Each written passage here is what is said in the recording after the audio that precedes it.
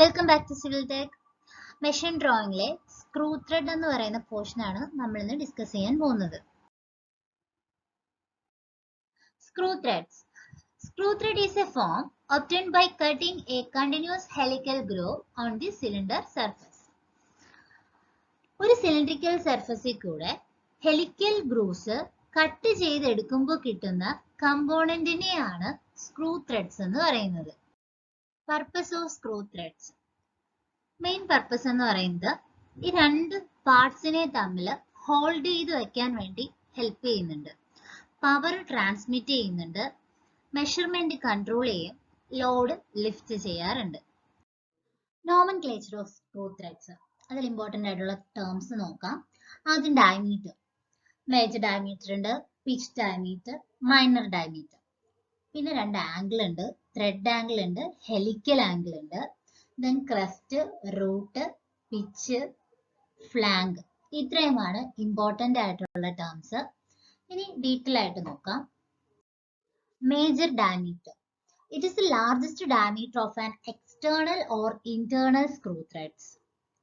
External or internal എന്ന് ഉദ്ദേശിക്കുന്നത് നമ്മുടെ ഈ സ്ക്രൂ ത്രെഡ്സ് എക്സ്റ്റേണൽ സർഫസിലും ഈ ഹെലിക്കൽ ഗ്രൂവ്സ് കട്ട് ചെയ്തെടുക്കാൻ പറ്റും, ഇന്റേണൽ സർഫസിലും ഹെലിക്കൽ ഗ്രൂവ്സ് കട്ട് ചെയ്തെടുക്കാൻ പറ്റും. അതാണ് external or internal screw threads എന്നും ഉദ്ദേശിച്ചേക്കുന്നത്.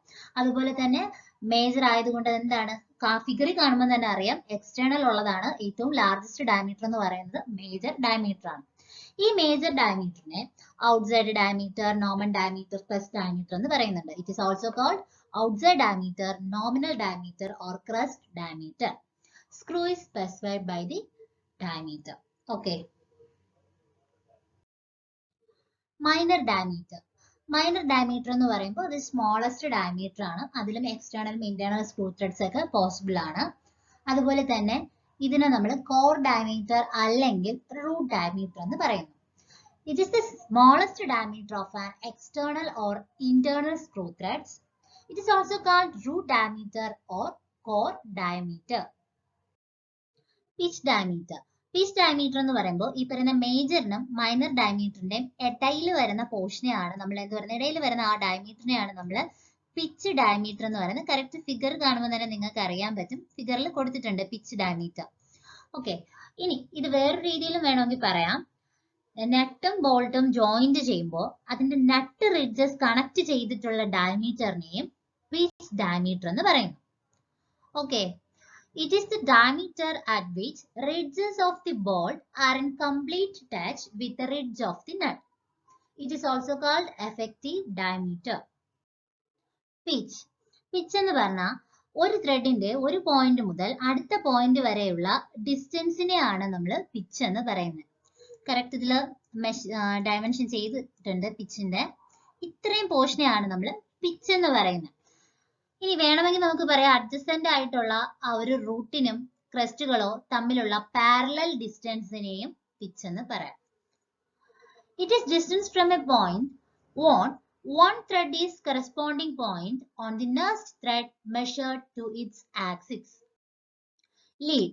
ലീഡ് എന്ന് പറഞ്ഞാൽ നമ്മുടെ ബോൾട്ടിലോട്ട് നട്ട് ഒരു പ്രാവശ്യം റൊട്ടേറ്റ് ചെയ്യുമ്പോൾ അത് ആക്സിയലായി എത്ര ഡിസ്റ്റൻസ് മൂവ് ചെയ്യുന്നോ ആ ഡിസ്റ്റൻസിനെയാണ് നമ്മൾ ലീഡ് എന്ന് പറയുന്നത്. Distance which A screw thread advances axially in one rotation of the nut. Lead കണ്ടുപിടിക്കാൻ ഇക്വേഷൻ ഉണ്ട്, n into p. n into p യില് n നമ്പർ ഓഫ് സ്റ്റാർട്ട്സും p എന്ന് പറയുന്നത് പിച്ചും ആണ്. ഇനി സിംഗിൾ സ്റ്റാർട്ട് സ്ക്രൂ ഉണ്ട്, ഡബിൾ സ്റ്റാർട്ട് സ്ക്രൂ ഉണ്ട്, ട്രിപ്പിൾ സ്റ്റാർട്ട് സ്ക്രൂ ഉണ്ട്. സിംഗിൾ സ്റ്റാർട്ട് ആണെങ്കിൽ അവിടുത്തെ എന്നിന്റെ വാല്യൂ 1 ആയിരിക്കും വരുന്നത്. ഡബിൾ സ്റ്റാർട്ട് ആണെങ്കിൽ 2, ദെൻ ട്രിപ്പിൾ ആവുമ്പോൾ 3 ആണ്. Crest. Crest top surface of the thread. ഈ ഫിഗർ ആണ് പറയാം, ഈ പറയുന്ന ടോപ്പ് സർഫസിനെയാണ് നമ്മൾ ക്രസ്റ്റ് എന്ന് പറയുന്നത്. Then next root. Root bottom surface of the thread. ത്രെഡിന്റെ ബോട്ടം സർഫസിനെയാണ് റൂട്ട് എന്ന് പറയുന്നത്. അപ്പം ഈ ഫസ്റ്റ് കാണിച്ചിരിക്കുന്ന ക്രസ്റ്റും ഞാനിപ്പോ രണ്ടാമത് മാർക്ക് ചെയ്തത് റൂട്ടും ആണ്. Depth of thread. Depth of thread എന്ന് പറഞ്ഞാൽ ക്രസ്റ്റിനും റൂട്ടിനും ഇടയിലുള്ള ആ ഒരു പെർപെൻഡിക്കുലർ ഡിസ്റ്റൻസിനെയാണ് പറയുന്നത്. It is perpendicular distance between crest and root. Then flank. Flank എന്ന് പറയുമ്പോൾ ക്രസ്റ്റിന്റെയും റൂട്ടും ഈ ക്രസ്റ്റും റൂട്ടും ജോയിൻ ചെയ്യുന്ന സർഫസിനെയാണ് നമ്മൾ ഫ്ലാങ്ക് എന്ന് പറയുന്നത്. ഇപ്പൊ ഒരു ക്രസ്റ്റ് പോർഷൻ ആണ്, ഇത് ബോട്ടം വരുമ്പോഴത്തേക്കും അത് റൂട്ടാണ്. ഈ പോർഷൻസ് ജോയിൻ ചെയ്യുന്ന ഒരു സർഫസിനെയാണ് നമ്മൾ എന്ത് പറയുന്നത്? ഫ്ലാങ്ക് എന്ന് പറയുന്നത്. Then angle of thread. Angle of thread എന്ന് പറയുമ്പോൾ നമ്മുടെ ഈ ഫ്ലാങ്ക്, ഈ കാണുന്ന ഈ ഫ്ലാങ്കിനിടയിലുള്ള ആംഗിളിനെയാണ് നമ്മൾ എന്ത് പറയുന്നത്? ആംഗിൾ ഓഫ് ത്രെഡ് എന്ന് പറയുന്നത്. ഓക്കെ, അപ്പോൾ ആദ്യം മുതൽ പറയാം. ഡെപ്ത് ഓഫ് ത്രെഡ് എന്ന് പറയുമ്പോൾ it is perpendicular distance between crest and root. Flank, surface joining crest and root. Angle of thread, it is the angle included by flanks of thread. Helix angle.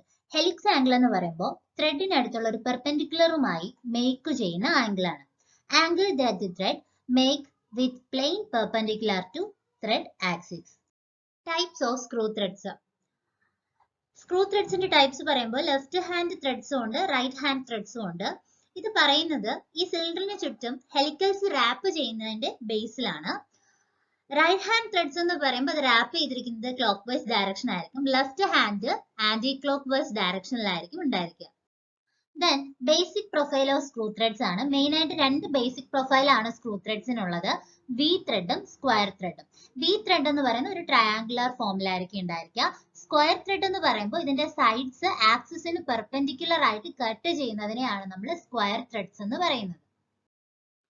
Classification of V thread profiles. First one, isometric thread. BA is recommended as standard form in India. Thread angle 60 degree, crest is flat and the root is rounded. Thread depth 0.614 P. P means pitch. Designated by letter M followed by nominal dia. Example, M30. M for designated letter and 30 means nominal diameter. Unified thread. Thread angle 60 degree. The dimension of the internal thread are slightly different from that of the external thread. Thread depth 0.61 P. American National or Sellers thread.